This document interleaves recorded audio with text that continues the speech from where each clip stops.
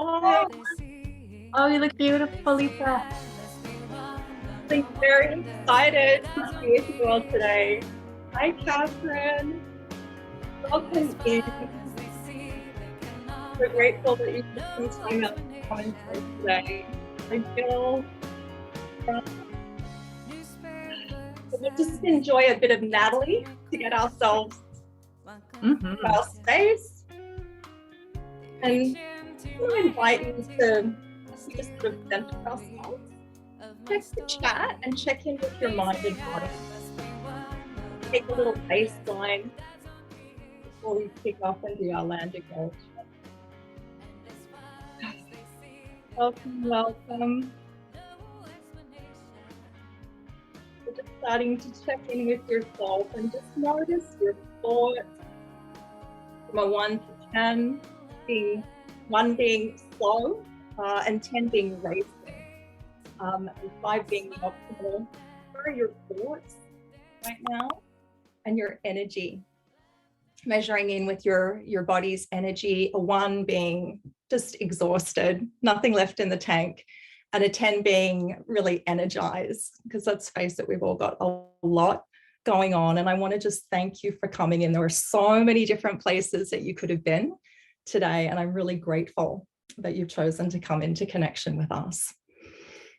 This is going to be a time for you, about you, where we're going to have an invitation to really come back into our bodies and to come away with some strategies for navigating this time of year when I think we tend to be faced with more activating stresses than normal. And so as we're coming in, I really want to just kick off the call, as we always do, with just reflecting on the unique contributions and relationships that Indigenous persons and their ancestors have had on the places that we inhabit for thousands of years as stewards of the land. And so I'm really grateful to live, work, and play and be calling in today from Toronto, which is the traditional territory of many nations, including the Mississaugas of the Credit, the Anishinaabe, the Chippewa, the Haudenosaunee, and the Wendat peoples. And it's now home to many diverse First Nations, Inuit, and Métis peoples. And I acknowledge that Toronto is also covered by Treaty 13 with the Mississaugas of the Credit and the Williams Treaties signed with multiple Mississaugas and Chippewa bands. And so welcome, welcome. So many familiar faces here. I'm just utterly thrilled to have you joining us. My name's Lisa Burchartz. My pronouns are she, her, and I'm a somatic stress release practitioner and life transformation guide focusing on self-reconnection, post-traumatic growth, and nervous system empowerment. So this is my jam. And my intention for today is that this is going to be a nourishing time. And I'm especially thrilled to be here because I think there's just never been a more needed time to reconnect with and return home to our bodies than now. And I think we're coming in with just such a plethora of different experiences, but perhaps, like many of us, and certainly like me, perhaps you weren't taught how to consciously inhabit your body. And perhaps you didn't have, a role model or a primary figure that could really model and mirror this type of connection for you. And many of us, let's face it, we live in patriarchy. We're exposed to many things that take us away from our authenticity every day. And so disconnection from our bodies, though, it really means that we're also disconnecting from our limits, from our natural rhythms, our intuition, our boundaries, and our needs. And so my own experience with disconnection led to burnout, a maladaptive stress response. Many of you know my story. And this is the work, what I'm sharing with you today, regardless of how much experience, whether you've got a practice that works beautifully for you or experiencing somatic inquiry is something completely new. There's going to be something for all of us. And it's an invitation to take some time out for you. And so rather than talking about the training, what we're going to be doing today is it's just very experiential. I'm going to guide you through some practices that will help you move through the states of fight, flight, freeze, because we all experience times of disconnection. We get pulled out of our ventral vagal energy, our safe and trusting place, into unconscious patterns where we're not showing up the way that we ideally want to. And so I want to really just give us a chance to bring our energy in from all of the other places that it's been, and to kick off with a deep relaxation practice. And the invitation here is to get really comfortable and to start by listening to what would be nourishing for your nervous system right now. And so I'm going to share a deep relaxation practice with an extended exhale. And this is a beautiful practice that was taught to me by my teacher, Lynn Fraser, who lives in Dartmouth, Nova Scotia. I tested positive for COVID 10 days ago, and I've had to come into this place of just completely slowing down.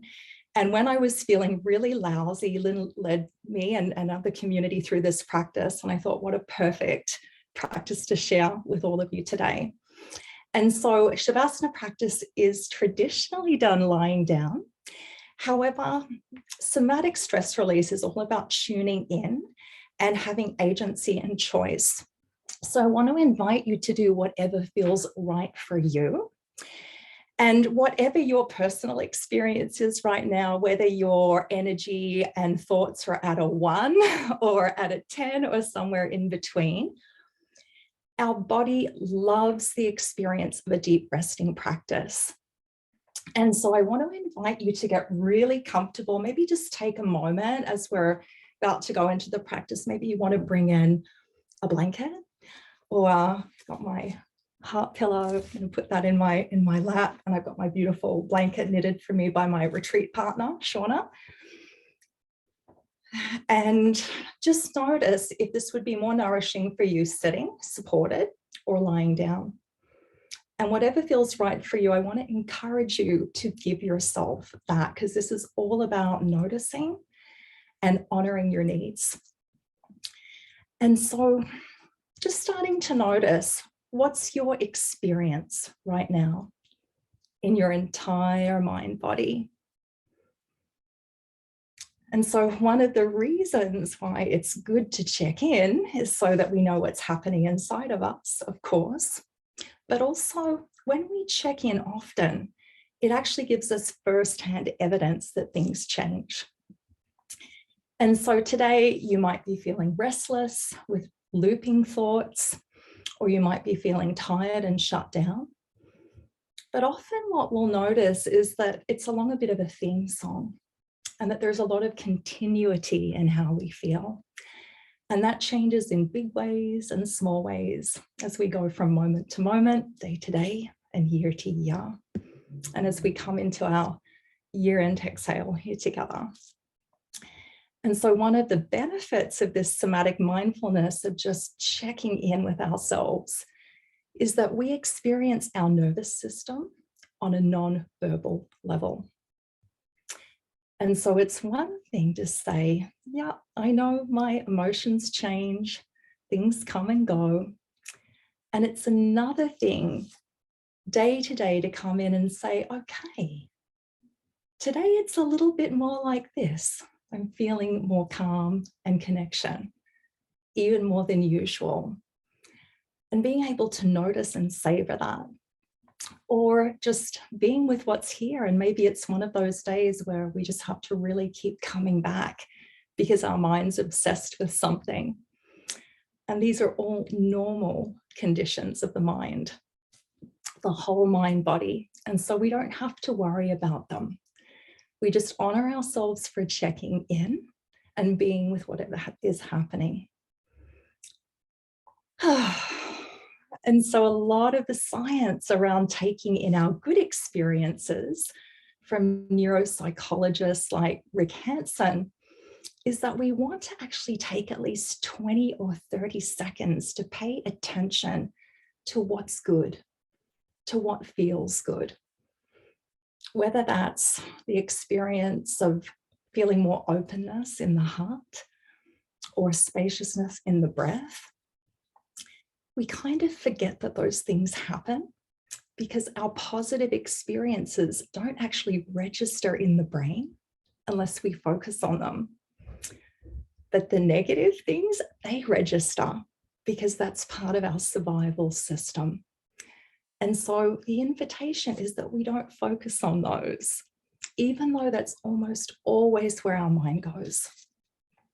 And so today is partly a retraining, and it's where we notice what's here and we train ourselves to be here and to be present.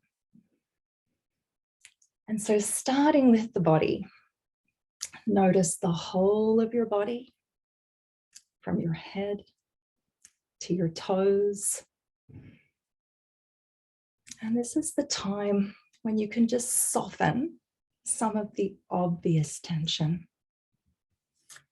And so if you have your shoulders up around your ears, certainly where I carry a lot of my tension, just letting those come down. And if you're clenching your teeth, just softening that. Whatever that might be, we hold these habits in our body. And usually we notice where we hold our tension. And just so going to those places, letting it soften. And as you're aware of your whole body, from head to toes, notice in particular the back of your body. By bringing focus on our back, this is one of the ways we bring our attention in from all the forward movement, all the scanning, being pulled towards our screens and our phones. Tuning into the back of the body helps us come back into this moment. And just notice how you're being supported. If you're lying back, you're going to notice that you're being supported through the whole of your back body. And just making contact with all of the places where your back body is connecting with the floor. Or perhaps you're sitting up. And so what's supporting you is your structure, your bones, your muscles. And just seeing if you can get into a position where you're comfortable and where you can breathe so that you're not slumped over. So we want to have enough length through your back so that you can let your diaphragm move. And so other than that, there's no real right or wrong way to do this.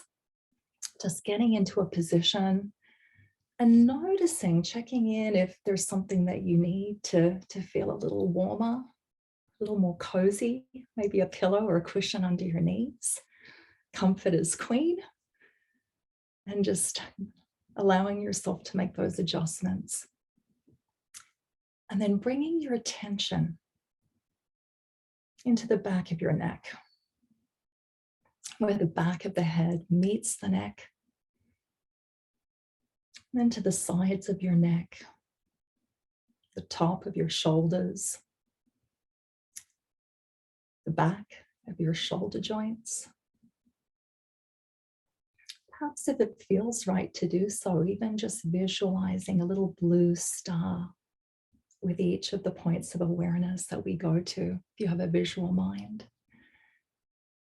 And then going from the shoulder joints to the back of your arms, those large muscles, the upper back, from your neck, down through to the ones that cover the shoulder blades that operate the arms. And as we tune into the part of the upper back body, one of the things we might just notice is it okay to let the arms be still?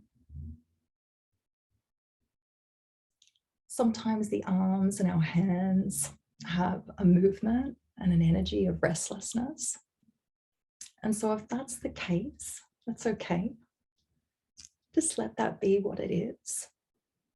And notice if it would feel right to just stretch or shake or do something to wiggle out any wigglies that are there. As we continue to settle, and then letting yourself come back into stillness and letting the large muscles of your upper back go off duty. And so we hold so much of our tension in our neck and our shoulders and our upper back. And as you're taking some breaths, just notice the natural softening that happens on each exhalation.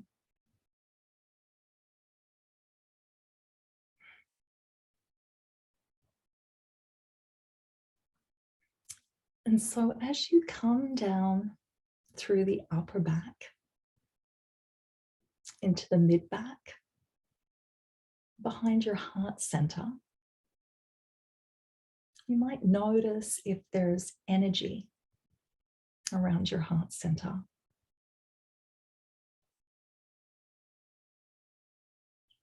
Notice if there's energy in your chest, your rib cage, the mid part of your rib cage, and the lower part. And again, bringing your attention down through your lower back, through to your buttocks, the back of your thighs, the calves, all the way down to your heels and the bottom of your feet. And just like we did with the arms, notice if there's any restlessness in the legs, any preparing for action, which we don't actually need to do right now. So we're just signaling to our whole mind, body, that it's safe to go off duty, just by letting our legs relax, letting our arms relax. We can't talk ourselves into this. This softening is something that happens as we start to really settle our body. And so noticing your breath here. And ideally, we're breathing diaphragmatically. And so if you bring your attention around the stomach area, the navel center and lower belly,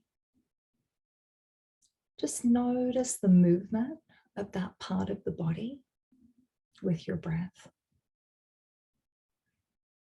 And what it feels like when we're breathing diaphragmatically is the belly softens as we breathe out. And it settles back towards the spine. And just noticing the pace of breath. Generally, as our body gets into a state of stillness, our breath becomes smoother and more continuous. But we also have this habit of holding our breath, which is caused by stress and anxiety. And this can be a really like a decades-long habit as well. And those kinds of long-standing habits don't automatically change. And so it's when we bring awareness to them that that's what we really want to do. Our body wants to breathe in a healthy, deep way.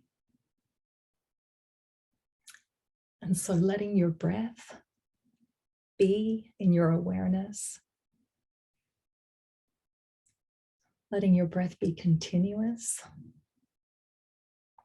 And if you notice that you have that habit of holding, just allowing that to go.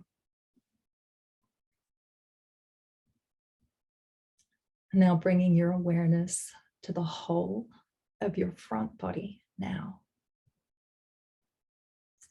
Starting from your navel center, going up and then down. And now just coming to your legs. And once again, noticing the large muscles of your thighs,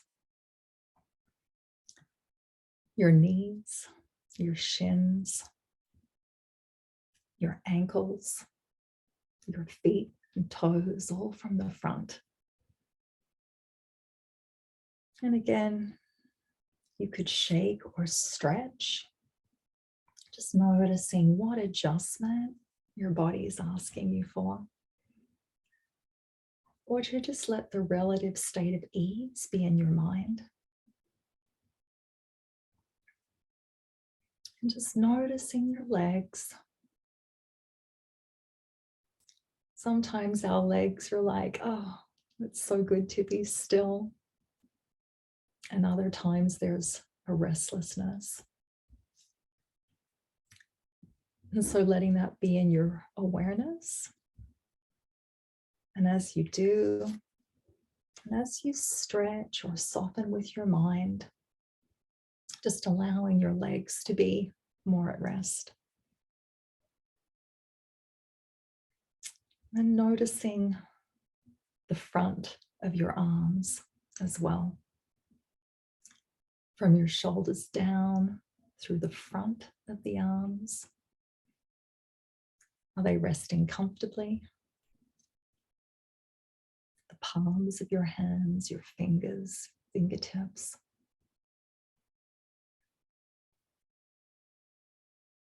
And now scanning and bringing your awareness up to your forehead and your eyebrows. We hold a lot of communication muscles here. And sometimes we have a lot of tension here as well. You could bring your forehead muscles up, your eyebrows up, and let them soften as you breathe out. And then as you breathe in, just keep your attention here on your forehead muscles and eyebrows.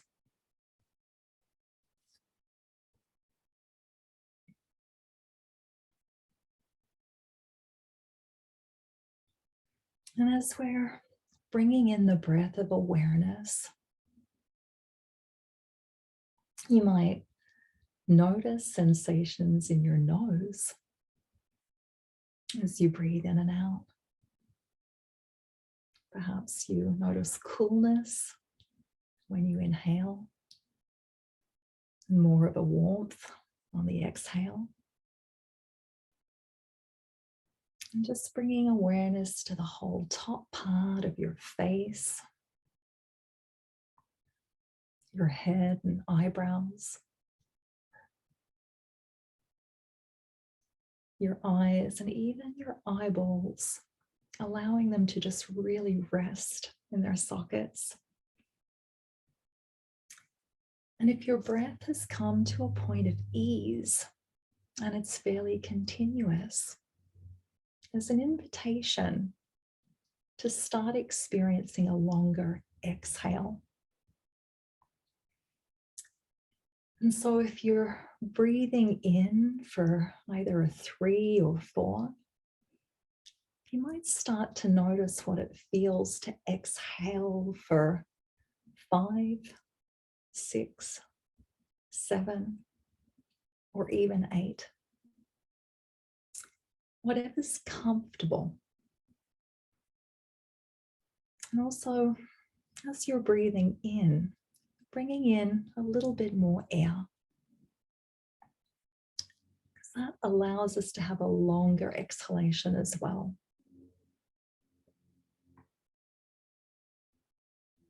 Not squeezing the muscles of our stomach, just allowing, as we exhale, the muscles to soften and letting your belly gently come back towards your spine.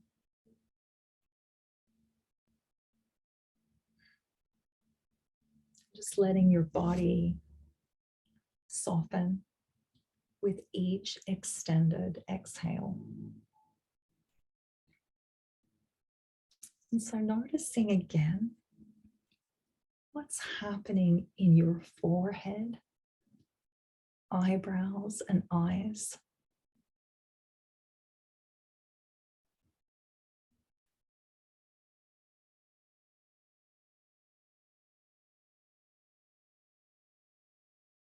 Noticing how long you can maintain awareness there.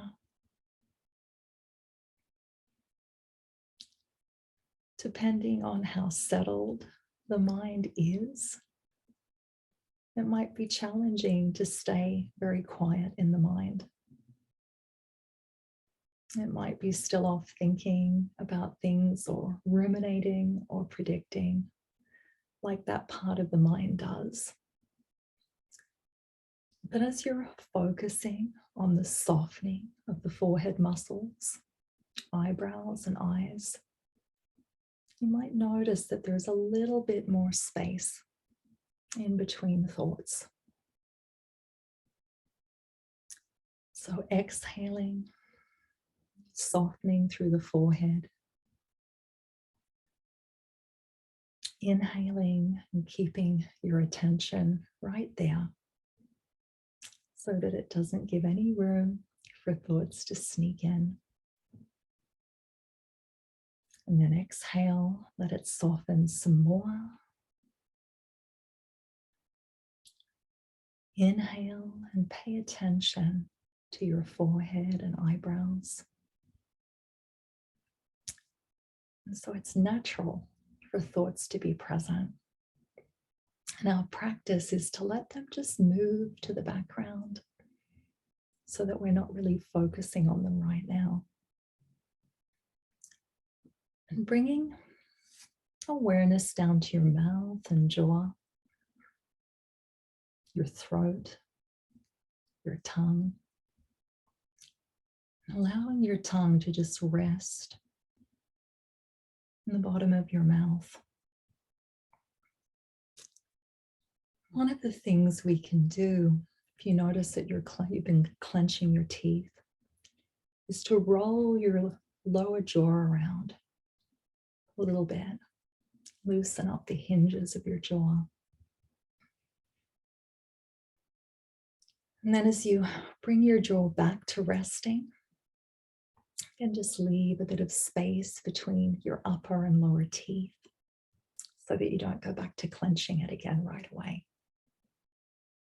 So clenching the jaw or the teeth, the mouth area, it's very common. And it's part of what responds to the chaos in the mind. And it's also part of what contributes to it. It's a habitual response. And so if we can relax our jaw, just really let your tongue rest on the floor of your mouth. Let your vocal cords be still so that you're not sub-vocalizing thoughts. It can really help to settle the mind. There's nothing we need to say or hold back right now. We can just let our faculty of speech be at rest. This really helps the mind, and it lets our thoughts have a little more space between them, a little less interest in them. And noticing your breath again, and letting your breath be at least equal or continuous. Maybe still longer on the exhale if that feels good for you. Just as long as you have that ease in your breath, sufficient air coming in, long, slow exhale, letting go and releasing what's no longer serving you, letting go of tension in your body with the exhale. Letting your body soften.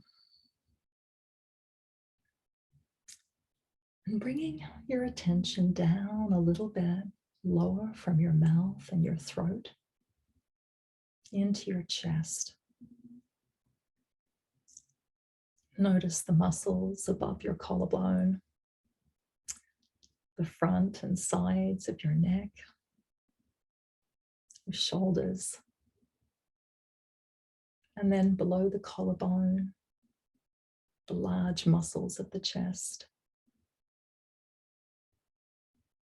And just like the muscles that cover the shoulder blades, these are also the muscles that operate the arms.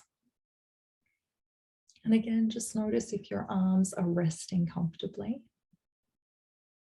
And see if you can soften those muscles of the chest.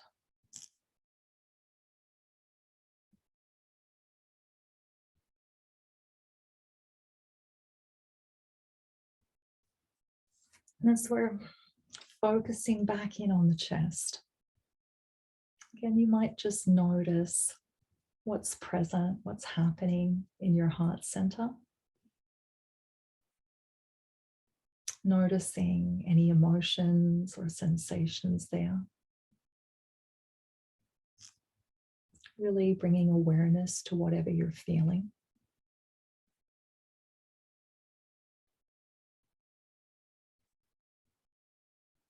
And then just expanding that feeling outwards onto the whole of your body again, from head to toes. And just imagining, noticing any areas that are still holding on to any tension.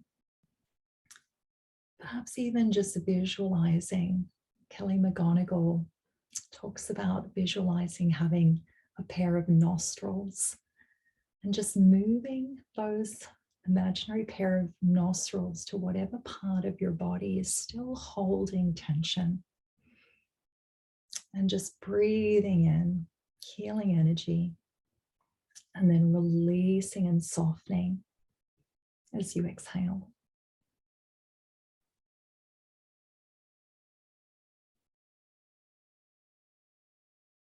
And just bringing this awareness of breath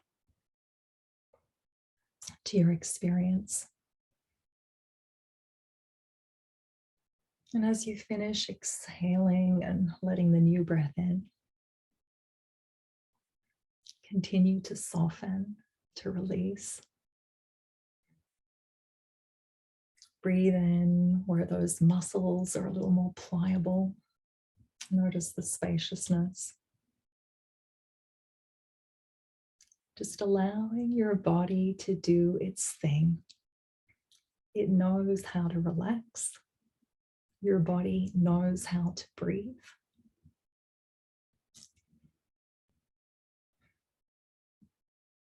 And wherever your mind goes, just gently bring it back. Noticing the whole of your body again. Forehead, eyebrows. It's common for a little bit of tension to build back in when we take attention away from that area. Letting it all soften. Your forehead, eyebrows, mouth and jaw. The front sides and back sides of the neck. All these large muscles. We're going to finish the practice in just a moment. And so you could start with your eyes still closed. Perhaps making some movements with your fingers, with your toes. Bringing a little bit of natural movement into your body. And if you're lying down, just take some time to roll up onto your left side and support your head. Bend your knees and focus on the flow of air in your right nostril, where we have more activating solar energy. You may want to even attune to that by just gently closing your left nostril with your finger. Just breathing in through your right nostril. When you're ready, open your eyes. And just come back into our space. It's just such a joy to practice together. While this experience is fresh for you, I want to just extend an invitation to do a couple of minutes of journaling. I'm going to pull some questions up here.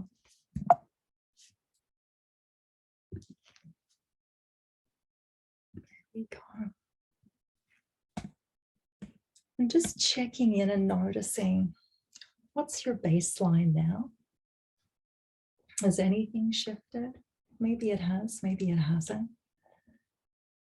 Just noticing how easy or uncomfortable was it to maintain contact with your body. And just really noticing, what messages did your body reveal to you? Were there any parts that asked you for more connection and care? And so just journaling, we're just going to give you 2 minutes to just jot that down. Because when we leave this space today, we get pulled back into the busyness of our lives. And this is one way that we can just help ourselves remember and to come back and maybe schedule a date to bring some more care to that part. And so taking a few minutes to write that down.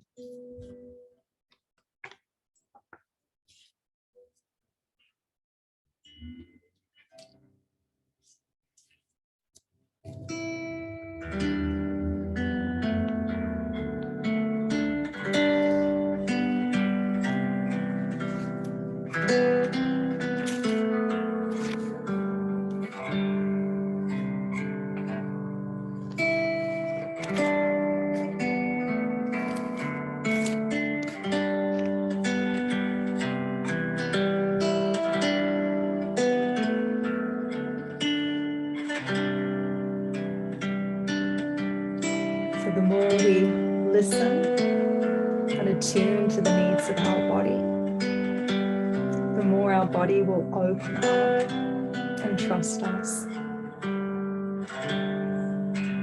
Every time we turn towards the body turns towards you, and a new connection is made.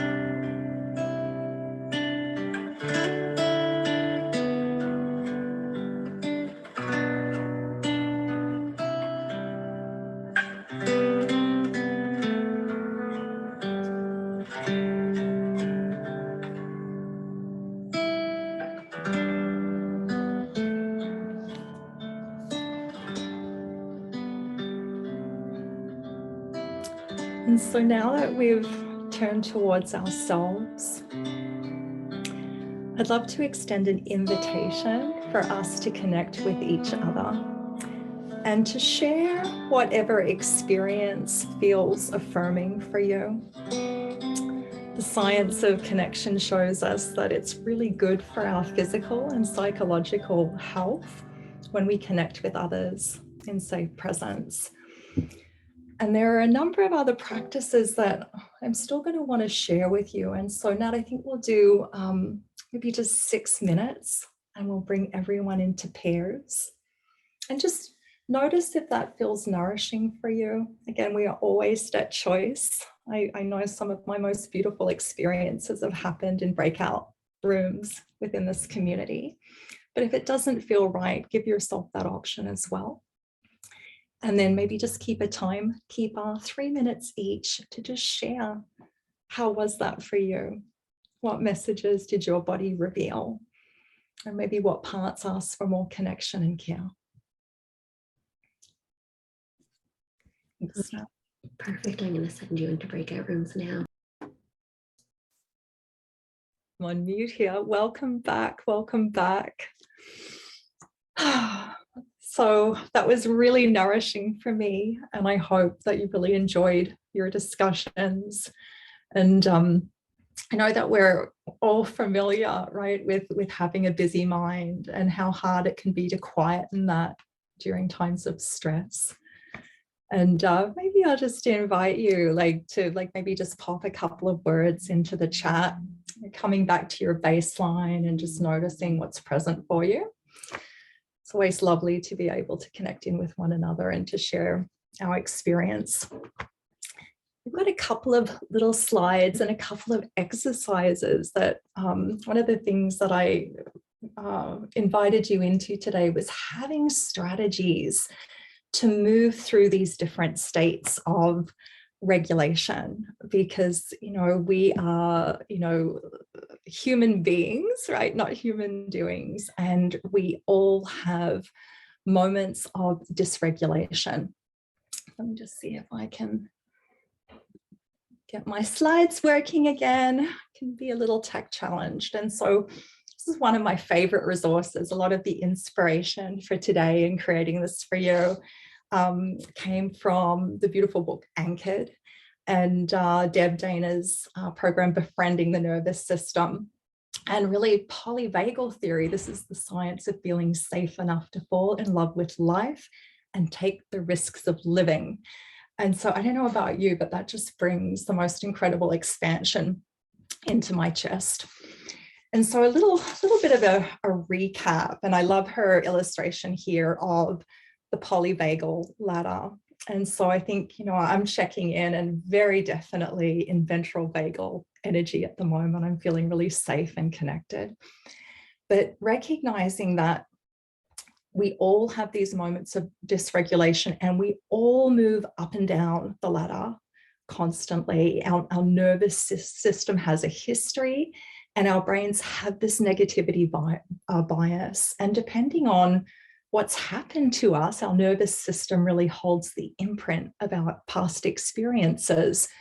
We can be pulled into either predicting, worrying about the future, or these experiences from the past, these core deficiency beliefs that can pull us into either sympathetic fight or flight energy, or bring us back down into dorsal, into freeze. And so one of the things that, when we experience things like burnout, I spent so much of my life in hypervigilance. I was really good at it, in my work. I was rewarded for my incredible, productivity, for getting things done, and for being really attuned to how the energy would change in the room. And that came from a lot of my childhood experience, really being attuned to, a mum who loved me very much, but who really struggled from depression. And so I would be super attuned to her moods and trying to be the best little girl and to avoid getting into trouble. And it's so interesting how those experiences come in and shape our experiences in the present moment. But we can retrain these things and we can have these corrective experiences. And with a resilient nervous system, we can heal our hypervigilance and we can move up and down the ladder. And so I wanted to give you a couple of practical exercises, because when we are stuck in freeze energy, so, when we're, for example, when we're stuck in this energy of collapse, which is where we go when we're experiencing burnout, it really creates a story that the situation that we're in is hopeless, right? It's like, I can't take time for myself. Maybe I've got sick children to take care of. I have, the CEO that's expecting all of these things from me. And we might be filled with feelings of shame that there's something wrong with us, or that we'll never get, the relationship or the work or the opportunities that we long for. And the story from this state, and again, we all experience it in degrees, is that we're stuck, that the situation's hopeless, and this state brings immobilization. And so recognizing that each state will change how we view people, how we view environments, and just even being aware of that, oh, I'm stuck in dorsal energy right now, it can help us return to a calm state. And so recognizing what that feels like, this is when we feel this disconnection from the body and we push through our limits, we feel separate. And so we want to start to strengthen our connection with the body, because when we're in this state, our heart rate has dropped. And so what we want to do is to gently add in some isometric contractions to signal to the brain to reconnect with the body. So to come out of dorsal, we actually need some mobilizing sympathetic energy. And so I want to invite you to just try that out. We're going to just sort of like, do a little bit of a thing. And so if you're sitting, I want to invite you to practice pushing your legs into your hands. So pushing your legs into your hands and just noticing that resistance for 10 seconds.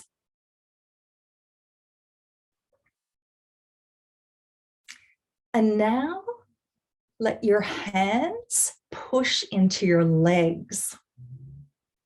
And we're going to meet that resistance and hold it for 10 seconds.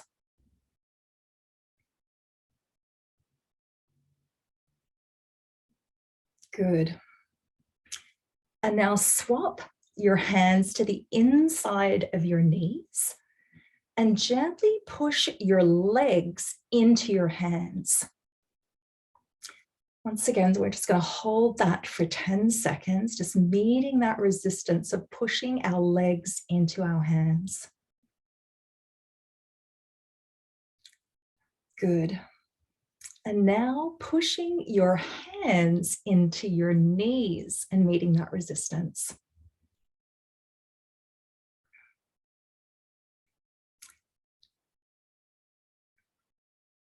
Great. And then finally, we want to rotate our shoulders, because when we're in dorsal collapse, our posture will often, slump, right? So just see if you can correct that.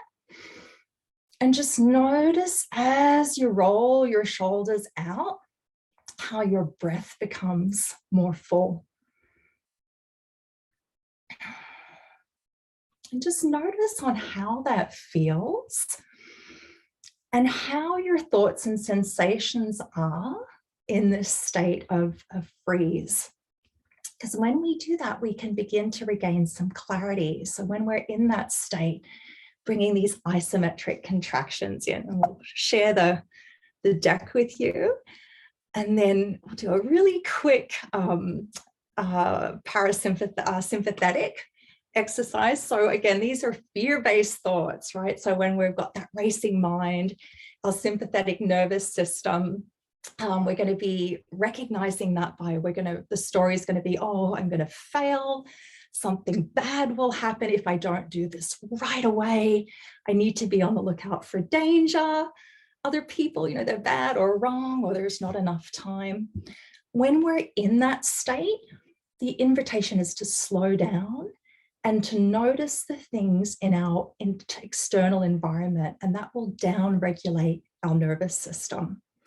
It engages the vagus nerve, but also the oculomotor nerve, and that helps to constrict the pupil, because when we're in fight or flight, the pupils dilate. So tracking just means very slowly allowing your eyes to go where they feel drawn, and then moving them from object to object and gently allowing your head to turn and follow your eyes.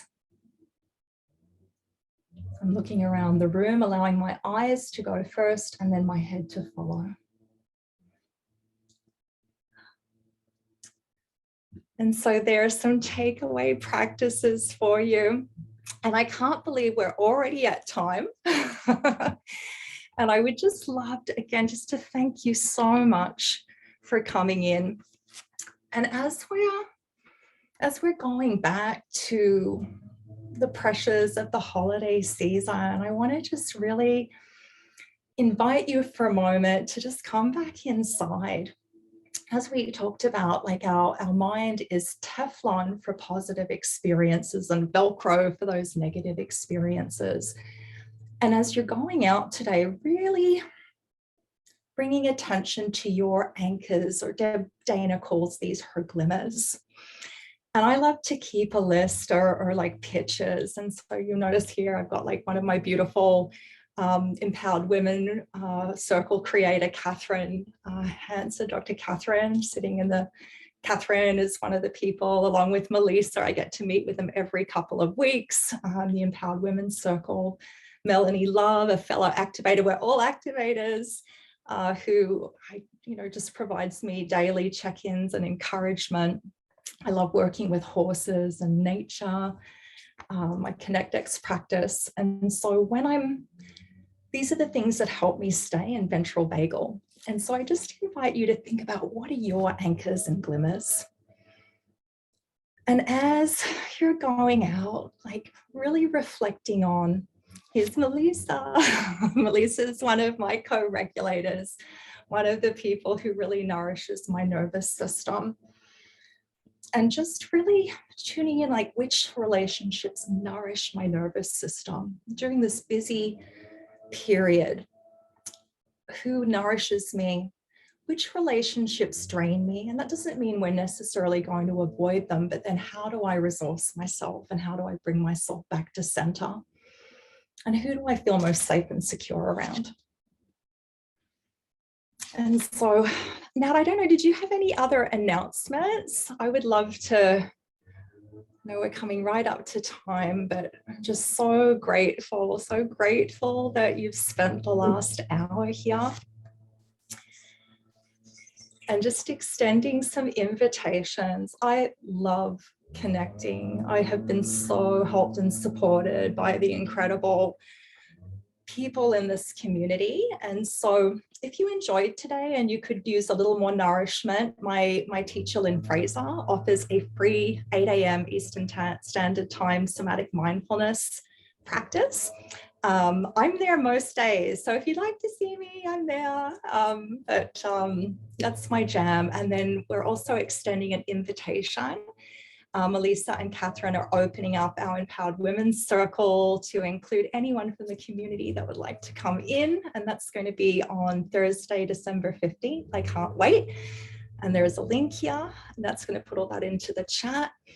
And of course, I'm always devout if you'd love to connect one-on-one. But I think as we're going out, I'm just going to check the chat. And of course, ConnectX practice. I've got so many brilliant, amazing friends. So much brilliance in this community. And just so grateful for each and every one of you for coming in today. I've lost my chat here. Lisa, thank you for leading us today. When you find your chat, you'll see it's full of love for you and appreciation for your practice, which I will send for you as well. Thanks everybody for joining us. I'm glad you could be here to learn from Lisa, to have this moment to exhale and to relax and really lean into a calmer, more grounded space. And I hope to see you all next Thursday for our year in review call. Link is in the chat. I hope you have a beautiful rest of your day and your weekend. Sending you lots of love.